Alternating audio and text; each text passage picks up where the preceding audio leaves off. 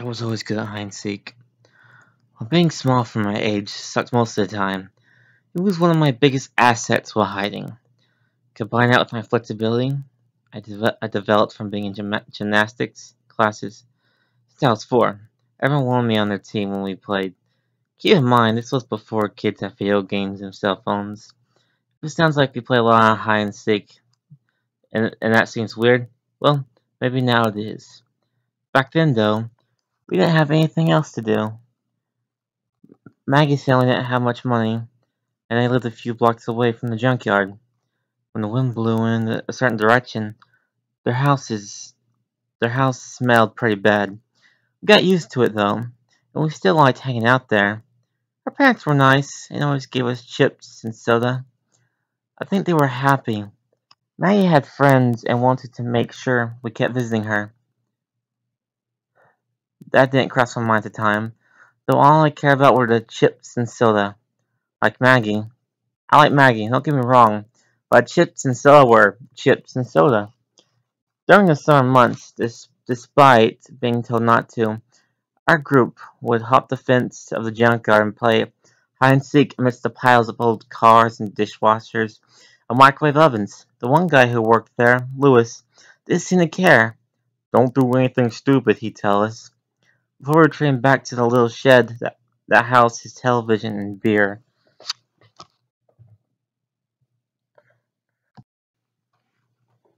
On Maggie's birthday in August, her parents threw a surprise party. All in all, about 20 kids showed up. She had a great time. I was pleased that the wind wasn't blowing the smell of garbage into the party. A lot of the kids hadn't been there before.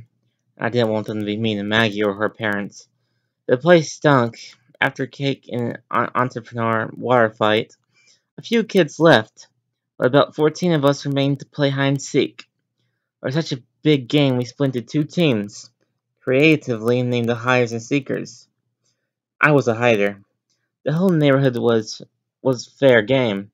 The only catch was we weren't allowed to hide in someone's house. The hiders would have 10 minutes to hide before the seekers would come out of Maggie's living room and go looking for them. The penalty for being found was a water balloon to the face. The seekers couldn't find everyone from the other team in an hour. All the seekers would get water ballooned. I didn't want to be found. I really, really wanted to be the one to throw a water balloon in Javier's face. Javier was a dick. The moment our team was told to go hide, I took off like a shot for the junkyard.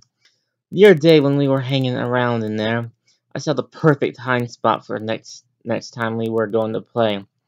As I ran, I saw a few kids jumping in bushes or climbing way up into the trees. I remember thinking how great the trees were for hiding.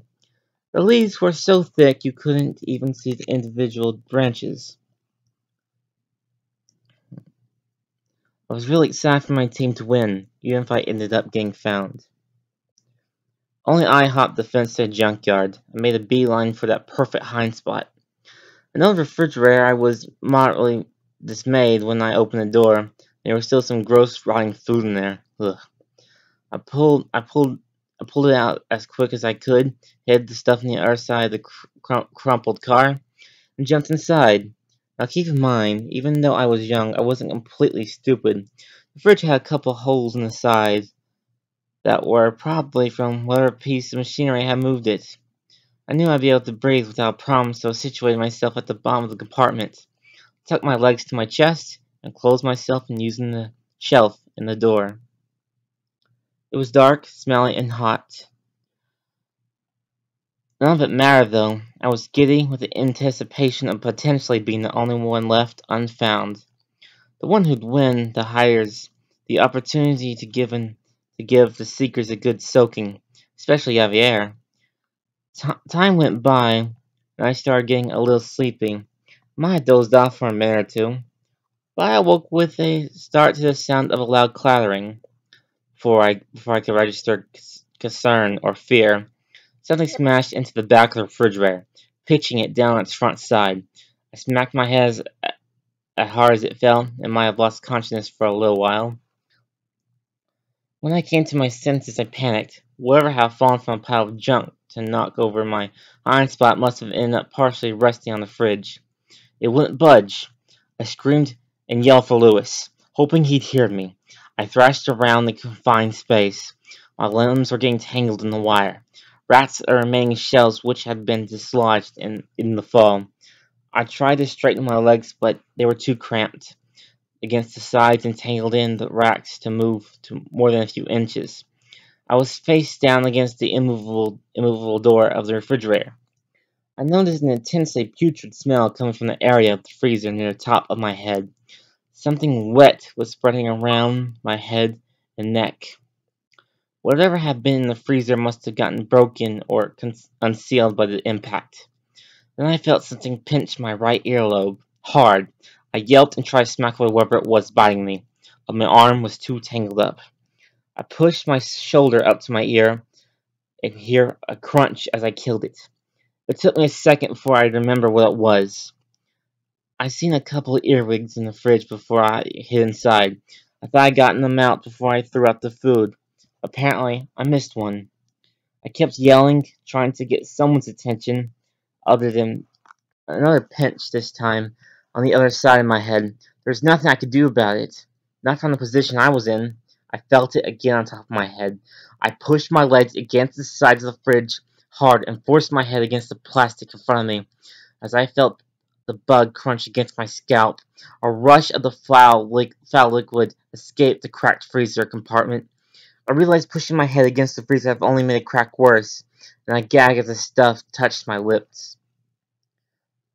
The odor and nausea was forgotten quickly, though, as I felt pinches on my head, face, and neck. I felt the earwigs crawling on me, making their way down my shirt toward my legs. I exploded with as much motion as I could muster, cutting my arms and legs on the wire rags that were trapping them and doing anything I could do to slap the biting, pinching things off me. In the distance, I heard sirens. They were getting closer. Part of me was hoping they'd be coming to my rescue, but I knew there was no way they could have known I was trapped. If Lewis hadn't noticed me, no one would notice. As insects crawled over my trapped, contorted body, I struggled, strained with no effect. I realized for the first time that I might die in there if no one found me. My hope was resting on Lewis hearing me scream, and the seekers even stood me out of the air, thinking I might be hiding somewhere in the junkyard. The sirens kept getting louder. They don't sound like they were right across the street. I screamed as loud as my already damaged vocal cords would allow. The one insect crawled directly into my ear, my right ear. I made a sound I never knew could come out of my mouth. I tried to jam my shoulder against my ear again, praying I could kill the thing before it went away deeper. I was unsuccessful. I heard what with terrifying violence hard by squeezing through my warm, tight canal. The scratching sound was much worse than the countless sets of pinchers still sinking into me as I failed. I heard the thing felt it kept going deeper, so deep its mere presence was causing pain, deep in my head, with a violent scratching sound so loud it drowned out my screams. I knew it was up against my eardrum. Sirens had stopped, but my screaming had not. More of the earwigs were seeking a warm, safe place where they could hide. As the one inside my head continued scratching at my eardrum, I felt at least two moving up the leg of my shorts. In the other situation, that would have been enough to set me to strip my clothes. No. No matter where I was or who I was around this point, though, I was just grateful they weren't biting. I'd been trapped for about half an hour. My voice was raspy, my throat hurt worse than it had when I caught strep in the winter. The shriek of the siren started up again. I jumped into sending the earwigs into attack mode again. I felt their pinchers lock on my scalp, back, neck, and the perineum. The one inside my ear pinched the wall of the canal. It sounded, it sounded, it sounded like the loudest you can imagine. Stars, stars exploded in my vision from the pain. More sounds of abject terror and misery escaped my mouth. More time went by. The fluid coating my body had begun to dry and turn tacky. Whenever I tried to lift my face from the surface it was resting on, my skin stuck to it.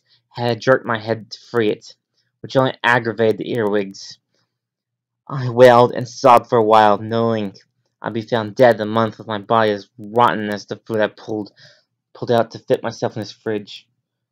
An enormous crash made me jump and set off the bugs again. This time, I heard another person yelling. It was Lewis. He was trying to get me to talk and say I was still okay. He'd heard me. I screamed that I was trapped and stuck, and I needed help. Another crash. This time again. This time, the world spun as the refrigerator was flipped onto its back. The doors were flung open. The light of the late afternoon blinded me, and I felt strong hands pull me up by my shirt. My eyes adjusted, and I saw the face of Lewis studying me before he started slapping me all over, crushing or pushing out the bugs all over me. Looked down at myself. There were hundreds of them, coating my sticky clothes and skin. They covered me in a reddish-brown mosaic. All of them attacking me with their long pinches. They panicked about the violence and light they've been introduced to. I pulled off my shirt and threw it on the ground, enjoying Lewis and brushing the remaining earwigs off me. In my head, the one by the eardrum squirmed and pinched all over and over. I screamed, and Lewis, concerned for my safety, picked me up under his arm and ran towards Maggie's house. He'd seen me coming from there earlier, before getting involved in whatever afternoon television he was watching. Apparently, after realizing he hadn't seen me leave, he sat to look around to make sure I was okay. I wasn't. When we got to the house, Lewis just said, "Call 911" to Maggie's parents left to go work. I wonder where all the kids were, but only for about 5 seconds. That was about the amount of time the earbud gave me before it started moving and pinching inside my ear. 10 minutes and countless inner ear pinches later, a paramedic was using a pair of forceps to pull a thing out of my head. He showed it to me as it writhed. The metal was just squeezing it. It was so much smaller than it felt. Welts had started to rise from a few of the parts of me that had been bitten multiple times. Mom arrived right around then. At the request of the EMT, she was going to drive me to the hospital to get me checked out. While we were going out to the car, Maggie told me Ron had fallen out of the tree where he was hiding and broke his leg really badly. Those were the sirens I heard. As I gingerly eased my shirtless, sore, and sticky body in the car, praying the earwig hadn't laid eggs in my head, I was drenched by an explosion of water that soaked not only me, but the inside of Mom's car. One of the balloons. "Nice nipples, asshole," Javier yelled over his shoulder as he ran away with Mom screaming at him. Such a dick.